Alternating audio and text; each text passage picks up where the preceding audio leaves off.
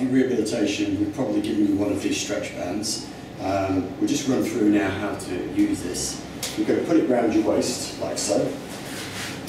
Now, the reason this works so well is you're going to be working against the resistance of the band because it's elasticated, and when we work against the resistance, muscles that contract to push the band straight then inhibit or relax the opposite muscles. So it's called reciprocal inhibition, and I'll probably explain this to you at the time, but obviously as the quadriceps contract to straighten the knee, they then inhibit the hamstrings, which enables us to get a better stretch of that muscle.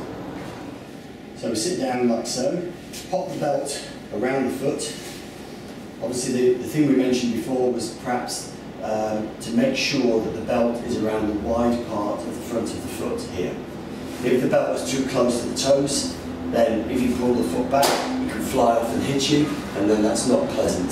So it's definitely to be avoided, especially if it's over the top of your face. So get it around the wide part of the shoe, and in that case it's unlikely to come off your foot. And you must always wear a good training shoe to do this, not a smooth-soled shoe or socks or barefoot. Have something that's got some grip on the bottom of it so the band will stick to it. Then take a lay back. Have a cushion or pillow or something for your head, so your head's not too far back in extension.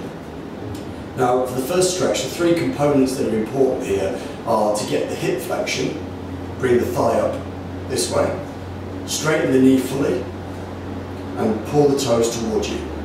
Now, with all those three components on at the same time, you'll get the best stretch possible.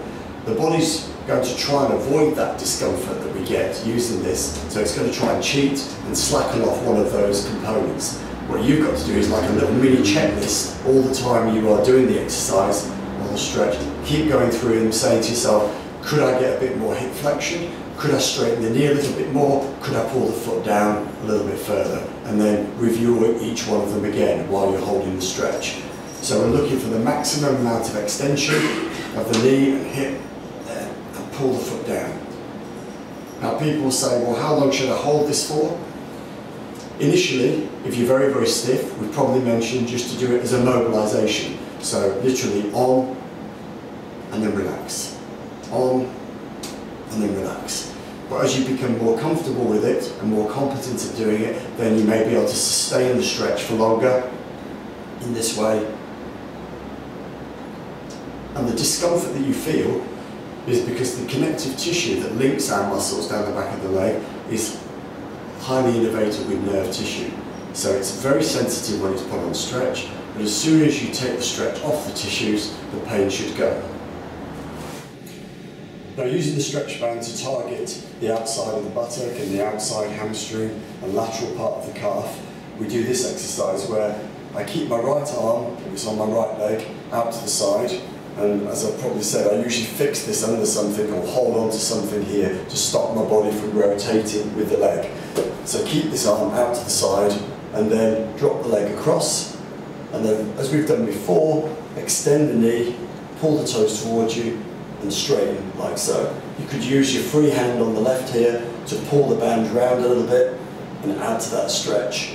And this is now pulling me heavily through here, lateral part of the knee, down to the ankle. So again, as we've done before, flex to release the stretch, extend and drive with the heel, pulling the toes towards you to enhance the stretch. Now for the medial structures, on the inside of the leg here, the adductors and the medial calf, we can then drop the leg out to this same side. In this way. Now this arm keeps out to the left now. I can use the right hand to hold on to the bottom of the band, and then I can stretch out, pulling the toes towards me, so the inside of the thigh is getting a really significant stretch. And then to release that stretch again, I bend the knee, and then try and bring it round a little bit further, and then push out a little bit more there.